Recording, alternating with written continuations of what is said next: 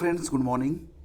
देखिए फ्रेंड्स, यहाँ पर सबसे पहली खबर जो है वो यूपी डीएलएड से संबंधित है। यूपी डीएलएड में आवेदन करने की लास्ट डेट बीत चुकी थी, लेकिन क्योंकि आवेदन बहुत कम हुए थे तो इसलिए डीएलएड में आवेदन की जो डेट है ये बढ़ा दी गई है। आप यहाँ पर विज्ञप्ति देख सकते हैं।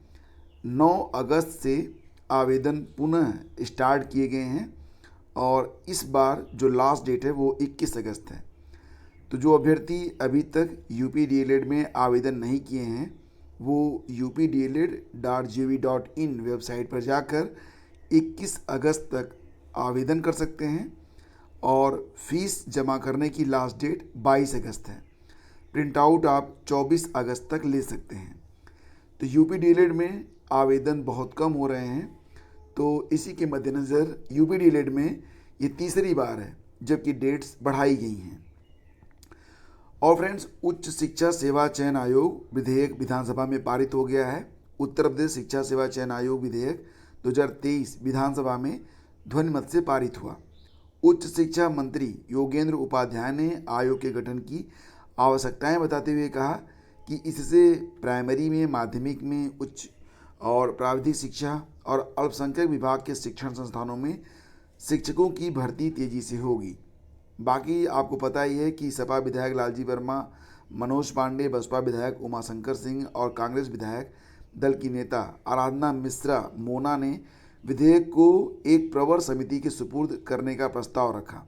लालजी वर्मा ने कहा कि जब अलग अलग चयन आयोग स्थापित होने के बाद भी भर्तियां समय पर नहीं हो रही हैं तो एक आयोग गठित होने से भर्तियां समय पर कैसे होंगी। उन्होंने कहा कि 2 वर्ष पहले बेसिक शिक्षा के सहायता प्राप्त विद्यालयों में 1800 पदों पर हुई भर्ती अभी तक पूरी नहीं हुई है। तो यहाँ पर मामला उठ रहा था एडेड जूनियर हाई स्कूल शिक्षक भर्ती का, जिसमें 1800 से ज़्यादा पद थे, लेकिन अभी तक इस भर्ती का कोई अता पता नहीं कि यह भर्ती किस प्रकार से पूरी होगी। वहीं पर दोस्तों, शिक्षा और शिक्षा मित्रों के मुद्दे पर सपा ने किया वॉकआउट। मुख्य विपक्षी दल ने शिक्षा का स्तर गिरने का लगाया आरोप। सत्ता पक्ष ने आरोपों को बताया बेबुनियाद। तो दोस्तों, यहाँ पर विधानसभा परिषद में बुधवार को सपा सदस्यों ने शिक्षा और शिक्षा मित्रों के मुद्दे पर वॉकआउट किया। मुख्य विपक्षी दल का कहना था कि भाजपा सरकार के कार्यकाल में लगातार शिक्षा का स्तर गिर रहा है। सपा के सदस्य आशुतोष सिन्हा ने कहा कि आरएमएसए के तहत खोले जा रहे विद्यालयों में शिक्षक नहीं हैं, मदरसों में आधुनिक शिक्षकों को वेतन नहीं मिल पा रहा। मान सिंह यादव ने कहा कि वित्तविहीन विद्यालय के शिक्षकों के लिए अभी तक नियमावली नहीं बनी है। और लाल बिहारी यादव ने कहा कि सरकार शिक्षा मित्रों के साथ न्याय नहीं कर रही है। माध्यमिक शिक्षा मंत्री गुलाब देवी ने आरोपों को नकारते हुए अपने विभाग की उपलब्धियों को रखा, तो इससे असंतुष्ट सपा सदस्यों ने वॉकआउट किया। दोस्तों, कल मैंने आपको बताया था कि माध्यमिक शिक्षा मंत्री के द्वारा ये बताया गया था कि उत्तर प्रदेश में टीजीटी और पीजीटी के लगभग 27,500 से ज़्यादा पद रिक्त हैं और इसके बारे में एक अलग वीडियो मैंने आपको उपलब्ध कराया था। तो 27,500 पद जो रिक्त हैं उस पर भर्ती क्यों नहीं हो रही है, ये पूछे जाने पर यह बताया गया कि क्योंकि ये जो भर्ती थी वो माध्यमिक शिक्षा सेवा चयन आयोग के माध्यम से होती थी, जो कि वर्तमान में काम नहीं कर रहा है। तो नए आयोग के गठन के पश्चात अब आगे देखिए क्या होता है।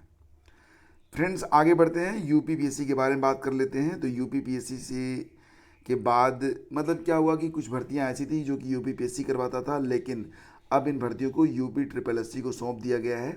और जब से यूपीएससी की भर्तियां मिली हैं, भर्तियां आई ही नहीं। उसमें सबसे ज़्यादा जो अवेटेड वैकेंसी है वो लोअर पीसीएस की है। लोअर पीसीएस के द्वारा बहुत सारे ऐसे पद होते हैं जो कि बहुत ही प्रतिष्ठापूर्वक माने जाते हैं, लाइक एज आपूर्ति निरीक्षक यानी कि सप्लाई इंस्पेक्टर, मंडी निरीक्षक, आबकारी निरीक्षक, ऑडिटर कोऑपरेटिव, एडीओ पंचायत, इसके अलावा एग्जीक्यूटिव ऑफिसर जिसको आप लोग ईओ कहते हैं, अधिशासी अधिकारी। तो गन्ना निरीक्षक समेत कई महत्वपूर्ण पदों पर भर्तियां होती थी जो कि वर्षों से ठप हैं। इसी तरह कृषि प्राविधिक सहायक के पदों पर भी पहले जो भर्ती होती थी वो यूपीपीएससी करता था, लेकिन अब ये भर्ती जो है यूपीएससी को गई है और यूपीएससी को कुल मिला के 3,436 पदों पर अध्याचन भी प्राप्त हो चुका है, लेकिन भर्ती का विज्ञापन जारी नहीं किया गया।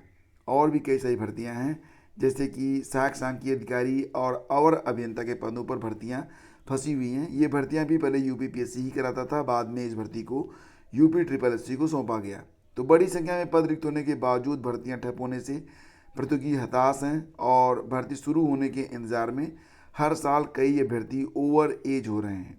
अभ्यर्थियों का कहना है कि विगत कई वर्षों में यूपीएससी ने जो भर्तियां कराई वो विवादों में रहीं।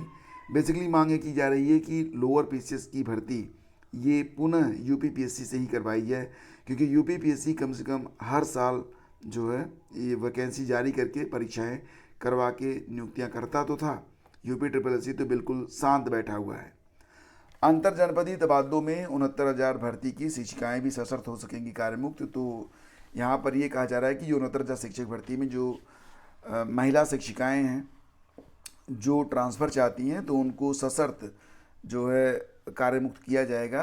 और ये जो शर्त होगी वो क्या रहेगा कि कोर्ट में चल रहे महेंद्रपाल सिंह और अन्य बनाम उत्तर प्रदेश राज्य में पारित होने वाले निर्णय के अधीन ये व्यवस्था रहेगी। तो महिलाओं के लिए अच्छी बात है कि अगर वो 69,000 में चयनित होकर शिक्षिका बनी हैं और ट्रांसफ़र चाहती हैं तो उन्हें सशर्त जो है कार्यमुक्त किया जा सकेगा। और फ्रेंड्स, सचिव की अपील 10,000 हर्जाने के साथ खारिज। तो ये कोई खास न्यूज़ नहीं है, बस यहाँ पर ये था कि मृतक आश्रित थे कि उनको नियुक्ति नहीं मिल पा रही थी और इसके बाद मामला कोर्ट में गया। तो बीएससी ने बताया कि वर्तमान में एक पद रिक्त है। कोर्ट ने रिक्त पद के सापेक्ष लिपिक के पद का जो नियुक्ति पत्र है वो जारी करने का आदेश दिया। तो इस आदेश के विरुद्ध सचिव बेसिक शिक्षा परिषद ने विशेष अपील दाखिल की थी और जब इस पर सुनवाई हुई तो सचिव की अपील पर 10,000 रुपये का जुर्माना लगाया गया और जो याची थे उनको नौकरी की बात कही गई। 7 गुना पद घटे तो एमटीएस में सिर्फ 26 लाख आवेदन। पिछली बार जो आवेदन हुए थे वो लगभग 55,21,717 थे। पदों की संख्या इस बार आधी हो गई। आधी का क्या, लगभग मतलब 7 गुना पद घटे हैं। इस बार पदों की संख्या जो मानी जा रही है वो मात्र 1558 मानी जा रही है, जिसकी वजह से आवेदन भी बहुत कम हुए हैं। इस बार जो कुल आवेदन आए वो मात्र 26,09,777 आवेदन हैं। पिछली बार थे 55 लाख, मतलब 26 लाख हो गए, 55 लाख से 26 लाख हो गए। तो जैसा कि आप जानते हैं कि एमटीएस एक बड़ी भर्ती है जो कि एसएससी के द्वारा करवाई जाती है और इसमें विभिन्न जो मंत्रालय विभाग कार्यालय हैं उसमें चपरासी, चौकीदार, जमादार, माली, गेटकीपर, हवलदार आदि के कुल 11,409 पदों पर भर्ती के लिए आवेदन मांगे गए। 2023 में संभावित पदों की संख्या कितनी है? 1,548 है। तो दोस्तों ये थी आज की न्यूज अपडेट। अगर सेशन आपको पसंद आया तो प्लीज़ लाइक और शेयर कर दीजिएगा। चलते चलते आपको बता दें कि नवोदय विद्यालय समिति में कक्षा 6 में प्रवेश करने के लिए अगर जो बच्चे कक्षा 6 में एडमिशन लेना चाहते हैं तो वो navodaya.gov.in या फिर cbscitms.rcil.gov.in/nvs पर जाकर निःशुल्क आवेदन कर सकते हैं। 17 अगस्त तक डेट बढ़ा दी गई है। ये एडमिशन कक्षा 6 के लिए किए जाएंगे। तो फ्रेंड्स, ये थी आज की न्यूज अपडेट। मिलते हैं आपसे अगले वीडियो में। आज्ञा दीजिए, नमस्कार, जय हिंद।